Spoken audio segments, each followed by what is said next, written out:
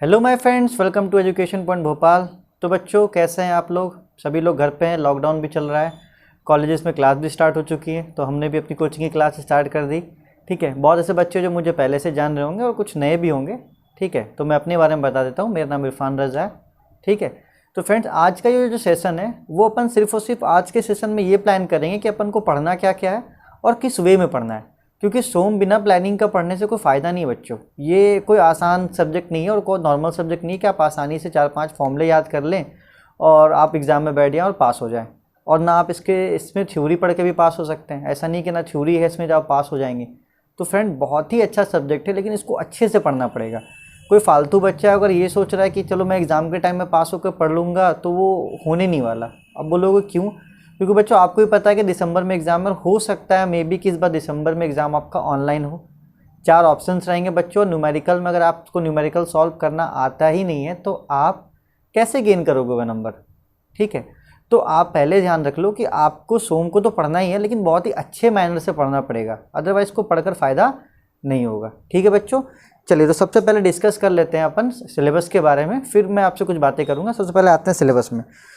तो बच्चों यहाँ देखिए, आपको पता होना चाहिए कि सोम आपका सिविल इंजीनियरिंग में भी है और आपका बच्चों मैकेनिकल इंजीनियरिंग में भी है। ठीक है, और लगभग सब सेम कंसेप्ट है, ऐसा कुछ भी नहीं है जो आगे पीछे हो, लगभग सेम ही सेम है। ठीक है बच्चों, तो देखिए सिविल में अगर आप देखेंगे तो यूनिट फर्स्ट में आपको 3 चैप्टर्स पढ़ने हैं बच्चों। यूनिट फर्स्ट में आपको 3 चैप्टर पढ़ना है। पहला चैप्टर है स्ट्रेस स्ट्रेन, दूसरा चैप्टर है इलास्टिक कांस्टेंट और तीसरा चैप्टर है प्रिंसिपल स्ट्रेस और स्ट्रेन। ठीक है बच्चों, तो अगर आप इतना पढ़ते हैं मेरे बच्चों, अगर आप इतना पढ़ लेते हैं, ठीक है, तो आप मान के चलिए अपने जो आरजीपीबी के पेपर या और भी कोई टेक्निकल पेपर से उसमें आप 14 मार्क्स का ला सकते हैं इसमें, क्योंकि 2 क्वेश्चन इसमें से आता ही है। और अब तो खैर नया पैटर्न में 14 मार्क्स ईच कर दिया, लेकिन फर्स्ट चैप्टर का इंपॉर्टेंस बहुत ही ज़्यादा है। ठीक है बच्चों, और अगर आप कंपटीशन की बात करें तो गेट में बच्चों इससे कम 3 से 4 नंबर का सवाल पूछा जाता है। ठीक है, अगर आप अच्छे से पढ़ोगे तो मैं 4-5 क्वेश्चन आपको गेट के भी करवा दूंगा, ऐसा कुछ भी नहीं है। तो बच्चों पहला चैप्टर हमारा स्ट्रेस और स्ट्रेन, दूसरा आपका इलास्टिक कांस्टेंट और तीसरा बच्चों प्रिंसिपल स्ट्रेस और स्ट्रेन। ठीक है, उसके बाद बच्चों यूनिट 2 में सिविल वालों को 2 चैप्टर पढ़ना है। पहला आपका बेंडिंग स्ट्रेस और आपका शेयरिंग स्ट्रेस। अगर आप इसे पढ़ते हैं बच्चों तो आरजीपी में पता है आपको 14 मार्क्स का ये आएगा। ठीक है, और गेट में मान के चलिए बच्चों इससे 2 मार्क्स का क्वेश्चन आता ही आता है।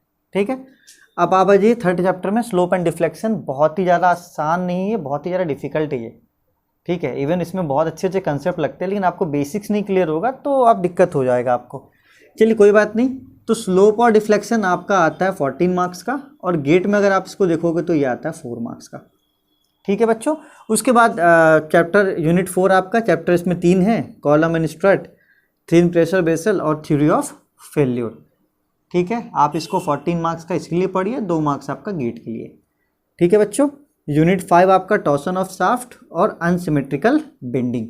ठीक है, ये कभी कभी गेट में या तो 2 नंबर इस पोर्शन से पूछता है तो 2 नंबर इस पोर्शन से पूछता है, बाकी 14 मार्क्स का ये आपका पूरा सिलेबस है।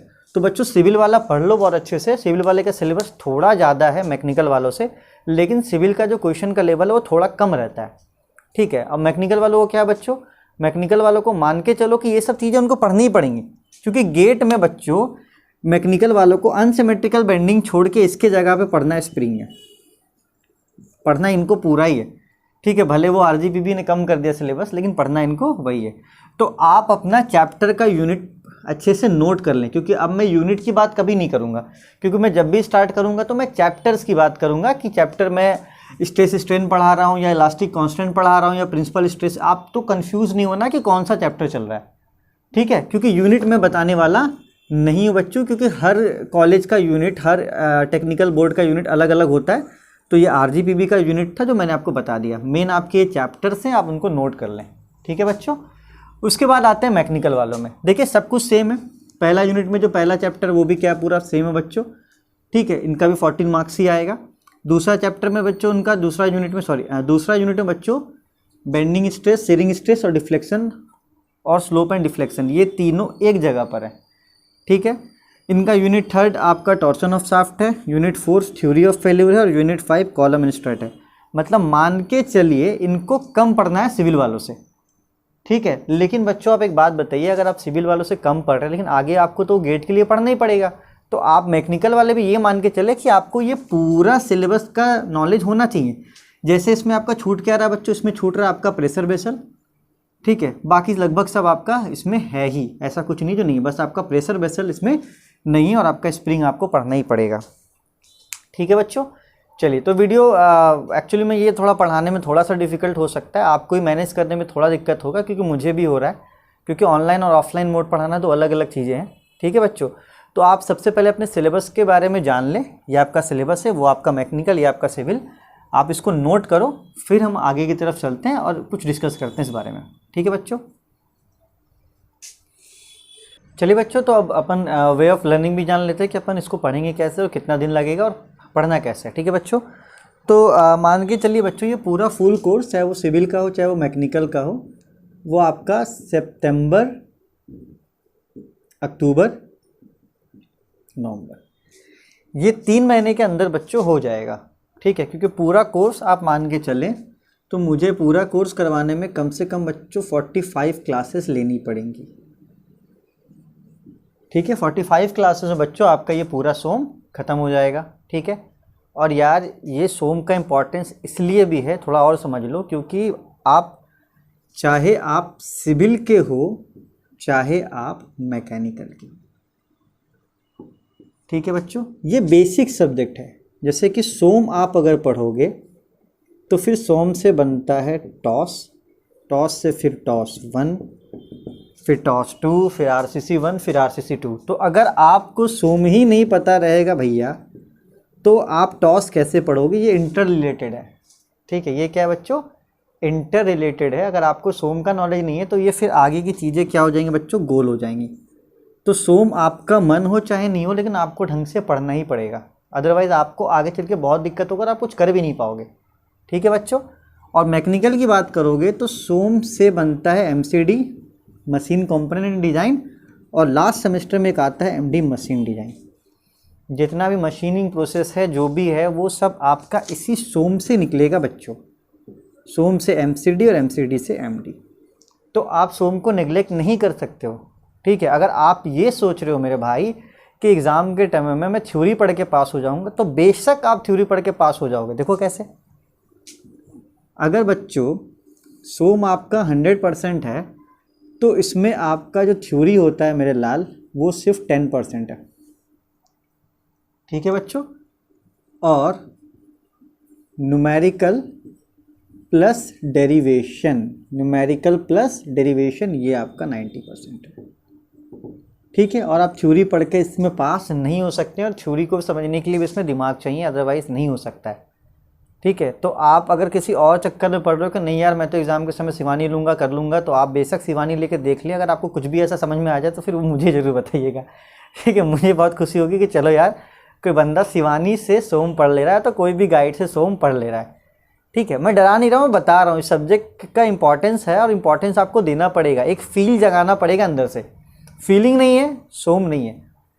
अगर आप सोम को फील कर रहे हो तो यार फिर मैं बता रहा हूँ ना, बहुत परफेक्ट इंजीनियर बनोगे आप। एक सोम का बंदा एक पूरी बिल्डिंग का लोड कैलकुलेट कर लेता है कि पूरे बिल्डिंग में कितना लोड आ रहा है और कब तक ये बिल्डिंग लास्ट चलेगा, कब ये डिस्ट्रॉय होगा, मतलब बहुत सी चीज़ें हैं।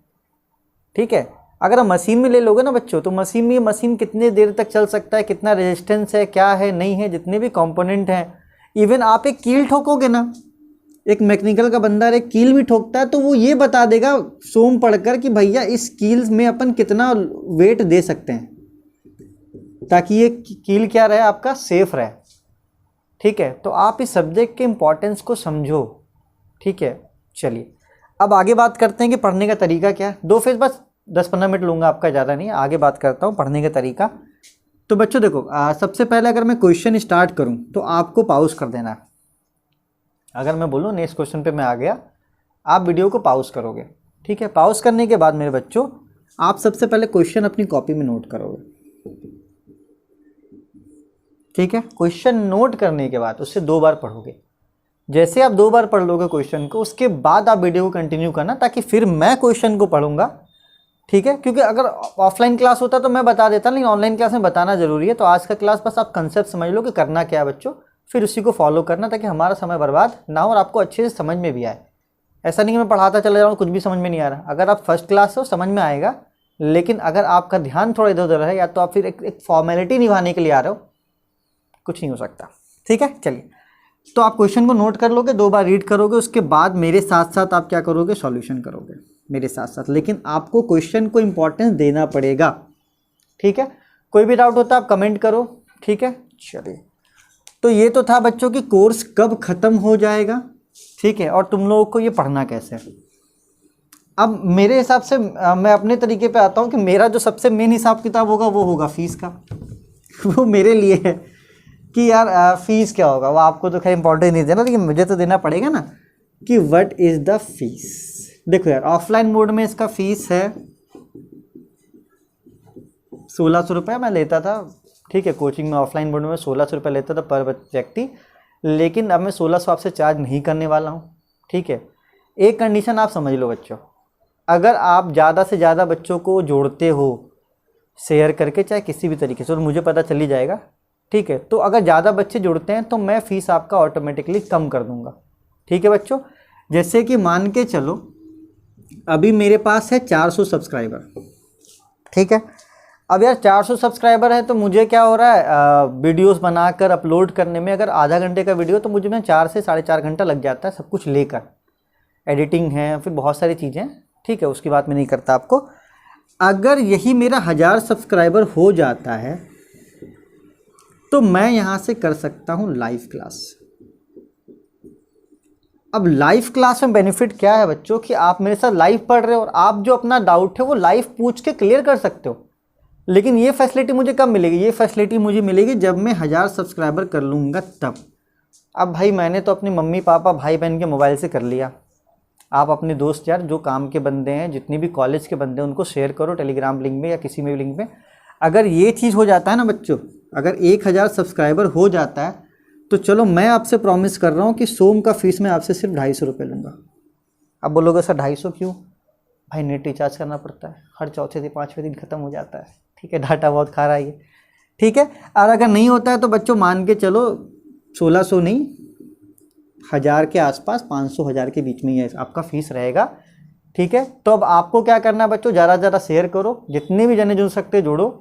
ठीक है, मैं प्रॉमिस करता हूँ कि आपका बेसिक कितना वीक है, आपको एक एक चीज़ मैं बताऊँगा, सब कुछ आपको समझ में आएगा। जो मुझे जान रहे हैं उनको तो खैर मुझ पर भरोसा है, जो नए हैं बच्चों मैं उनसे प्रॉमिस करता हूँ। ये कॉलेज वॉलेज के फैकल्टीज़ में नहीं हूँ कि हाँ भैया आए अपना काम किए चले गए, नहीं, मैं अपना 100% दूंगा, क्योंकि मुझे ये सब्जेक्ट बहुत अच्छा लगता है और आपको भी अच्छा लगना ही चाहिए अगर आप एक इंजीनियर बनने आए हैं तो।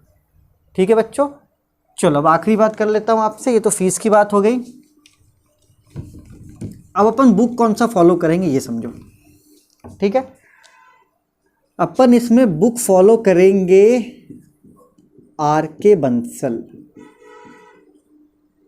ठीक है, आर.के. बंसल का नाम आप लोगों ने सुना होगा, नहीं सुना तो मान के चलो one of the famous book है ये, स्ट्रेंथ ऑफ मटेरियल का आर.के. बंसल, बहुत अच्छा बुक है। ठीक है, ये मैं आपको टेलीग्राम से जुड़ूंगा। तो बच्चों आप सबसे पहले तो यार आप टेलीग्राम में जुड़ो। ठीक है, लिंक भी दिया हुआ है, टेलीग्राम में आप जुड़ सकते हो। कैसे जुड़ोगे बच्चों, टेलीग्राम में मेरा आईडी है education.266। ठीक है बच्चों, आपका डिस्क्रिप्शन में भी होगा, आप इस ग्रुप में जुड़ो, क्लासेस कंटिन्यू करो। बच्चों आपको शेयर करना ही पड़ेगा, तभी मैं आपको अच्छी से अच्छा क्वालिटी का एजुकेशन दे पाऊँगा। अगर आप शेयर नहीं करते तो फिर आगे का भविष्य अब आप समझो, क्योंकि इसका इंपॉर्टेंस आपको अभी नहीं आगे चल के पता चल जाएगा। और मान के चलो कि एग्ज़ाम ऑनलाइन मोड में होंगे, दिसंबर जो आने वाला वो आपका एग्ज़ाम ऑनलाइन मोड में होगा। वहाँ पे आपको 4 ऑप्शन दे दी जाएंगे, ABCD। अब यार आप सॉल्व भी नहीं करना जानते हो तो आप टिक कैसे करोगे? अब तक क्या होता था एग्ज़ाम में कि आप कुछ ना कुछ करके आते थे, थोड़ा बहुत स्टेप मार्क्स मिलता था तो आप पास हो जाते थे।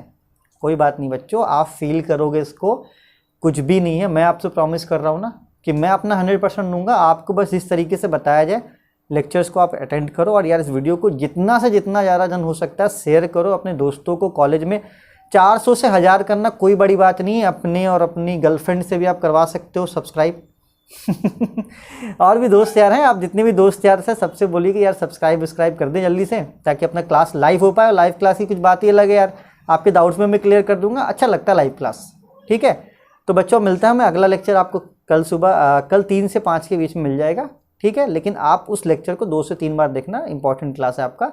तो कल से अपन स्टार्ट करेंगे बच्चों। ये टारगेट बस आपको पूरा करना, मैंने आपको बता दिया, ये आपका काम है। बाकी सोम को किस तरीके से कितने अच्छे से पढ़ाना वो मेरे ऊपर छोड़ दो आप, ठीक है बच्चों। चलिए तो take care, bye bye, see you.